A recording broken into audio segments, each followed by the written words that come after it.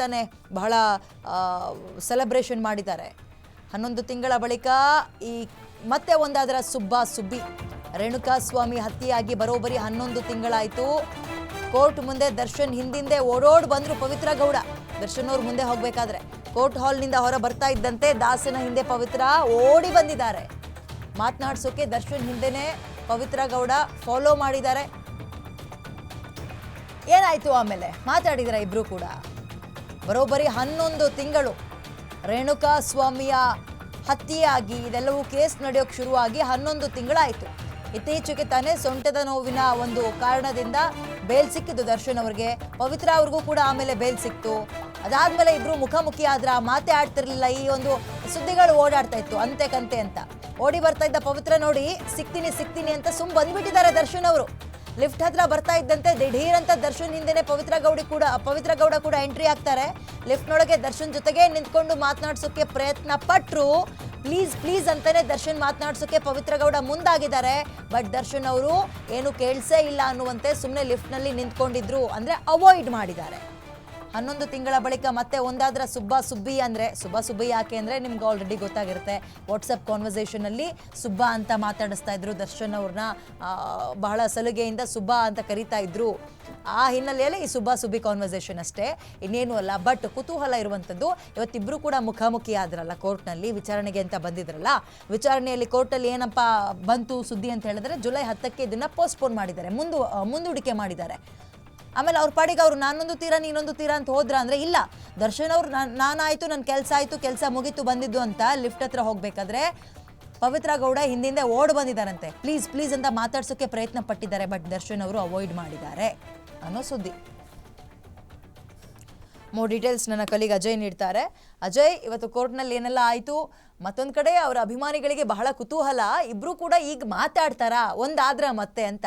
ಏನೇನಾಯ್ತು ಪ್ರಸಂಗ ಅಜಯ್ ವಿವರಿಸೋದಾದ್ರೆ? ನಿಜ, ರೇಣುಕಾಸ್ವಾಮಿ ಒಂದು ಭೀಕರ ಕೊಲೆ ಕೇಸ್ನಲ್ಲಿ ಇದು ನಾರ್ಮಲ್ ಆಗಿ ಚಾರ್ಜಸ್ ಫ್ರೇಮ್ ಅನ್ನ ಮಾಡ್ಬೇಕಾಗುತ್ತೆ. ಯಾಕಂದ್ರೆ ಈ ಒಂದು ಪ್ರಕರಣವನ್ನ CCIJ 57ನೇ ನ್ಯಾಯಾಧೀಶರು ಕೂಡ ಚಾರ್ಜ್ ಆಫ್ ಫ್ರೇಮ್ಗೆ ನಿಗದಿಯನ್ನ ಮಾಡಿದ್ರು. ಹೀಗಾಗಿ ರೇಣುಕಾಸ್ವಾಮಿ ಕೊಲೆ ಕೇಸ್ನಲ್ಲಿ ಒಟ್ಟು 17 ಜನ ಆರೋಪಿಗಳ ಪೈಕಿ 16 ಜನ ಆರೋಪಿಗಳು ಬಂದಿದ್ರು. ಅಂದ್ರೆ ಈ ಒಂದು ಪ್ರಕರಣದಲ್ಲಿ A3 ಆರೋಪಿ ಆಗಿರುವಂತಹ ಪವನ್ ಏನಿದ್ದ, ಕೆಲವೊಂದಷ್ಟು ಆರೋಗ್ಯದ ಕಾರಣಗಳನ್ನ ಅವರ ವಕೀಲರ ಮೂಲಕ ಒಂದು ಮನವಿನ ಸಲ್ಲಿಸಿದ. ಹೀಗಾಗಿ ಆತನಿಗೆ ಒಂದು ಈ ಕೇಸ್ಗೆ ಬರೋದಕ್ಕೆ ಇವತ್ತು ಆಗಿರ್ಲಿಲ್ಲ. ಹೀಗಾಗಿ A1 ಆರೋಪಿ ಆಗಿರುವಂತಹ ಪವಿತ್ರ ಗೌಡ, ದರ್ಶನ್ ಸೇರಿದಂತೆ ಒಟ್ಟು 16 ಜನ ಆರೋಪಿಗಳು ಎಲ್ಲರೂ ಕೂಡ ಇವತ್ತು ಕೋರ್ಟ್ಗೆ ಹಾಜರಾಗಿದ್ರು. ಆದ್ರೆ ಇಲ್ಲಿ ಪ್ರಮುಖವಾಗಿ ಚಾರ್ಜ್ ಆಫ್ ಫ್ರೇಮ್ ಅನ್ನ ಹೇಗ್ ನಿಗದಿ ಮಾಡ್ತಾರೆ ಅನ್ನೋದನ್ನ ನೋಡೋದಾದ್ರೆ, ಆದ್ರೆ ಈ ಆರೋಪಿಗಳ ಪೈಕಿ ಯಾರೆಲ್ಲ ಆರೋಪಿಗಳು ಈ ಒಂದು ಕೊಲೆಯಲ್ಲಿ ಪಾತ್ರವನ್ನ ವಹಿಸಿದ್ರು, ಅವರ ಒಂದು ಪಾತ್ರ ಏನು ಈ ಕೊಲೆಯಲ್ಲಿ. ಯಾಕಂದ್ರೆ ಈಗಾಗಲೇ 302 ಅಡಿಯಲ್ಲಿ ಪವಿತ್ರ ಗೌಡ ಕೊಲೆ ಮಾಡಿರುವಂತ ಕೇಸಲ್ಲಿ 302 ಕೇಸನ್ನು ಹಾಕಲಾಗಿದೆ. ಅದೇ ರೀತಿಯಾಗಿ ಕಿಡ್ನಾಪ್ ಸೆಕ್ಷನ್ ಅಂದ್ರೆ 364 ಸೆಕ್ಷನ್ ಅಲ್ಲಿ ಒಂದು IPC ಸೆಕ್ಷನ್ ಹಾಕಲಾಗಿದೆ. ಅದೇ ರೀತಿಯಾಗಿ ಸಾಕ್ಷಿಗಳನ್ನ ನಾಶ ಮಾಡುವಂತ ಒಂದು ಸೆಕ್ಷನ್ 201, ಇಷ್ಟು ಕೂಡ ಅಡಿಯಲ್ಲಿ ಒಬ್ಬ ಆರೋಪಿ ಅಂದ್ರೆ ಪವಿತ್ರ ಗೌಡ ಈ ಒಂದು ಕೊಲೆಯ ಪ್ರಮುಖ ಆರೋಪಿ.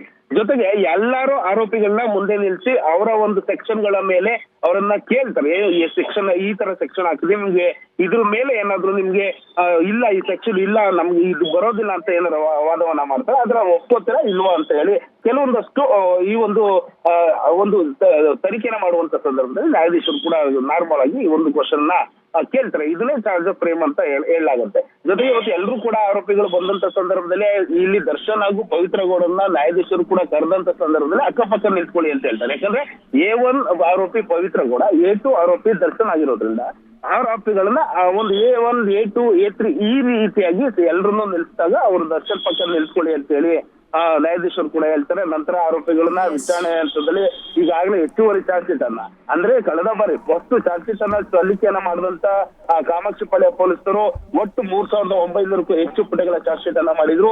2ನೇ ಬಾರಿ ಹೆಚ್ಚುವರಿ ಚಾರ್ಜ್ ಶೀಟ್ ಅನ್ನ ಸಲ್ಲಿಕೆಯನ್ನ ಮಾಡಿದಾಗ ಅಂದ್ರೆ 2ನೇ ಸಲ ಚಾರ್ಜ್ ಶೀಟ್ ಅನ್ನ ಸಲ್ಲಿಕೆ ಮಾಡಿದ್ರು. 1300ಕ್ಕೂ ಹೆಚ್ಚು ಚಾರ್ಜ್ ಶೀಟ್ ಗಳನ್ನ ಸಲ್ಲಿಕೆ ಮಾಡಿದ್ರು. ಇವತ್ತು ಕೂಡ ಅಂದ್ರೆ ಹೆಚ್ಚುವರಿ ಚಾರ್ಜ್ ಶೀಟ್ ಅನ್ನ ಇವತ್ತು ಕೂಡ ಕಲಿಸಿದ್ದಾರೆ. ಜೊತೆಗೆ ಕೆಲವೊಂದಷ್ಟು ದರ್ಶನ್ ಪರ ವಕೀಲರಾಗಿರ್ಬೋದು, ಜೊತೆಗೆ ಈ ಕಡೆ ಕಾಮಾಕ್ಷಿಪಾಳ್ಯ ಪೊಲೀಸರ ವಕೀಲರಾಗಿರುವ ನಡುವೆ ಕೆಲವೊಂದಷ್ಟು ವಾಗ್ವಾದ ನಡೆಯಿತು.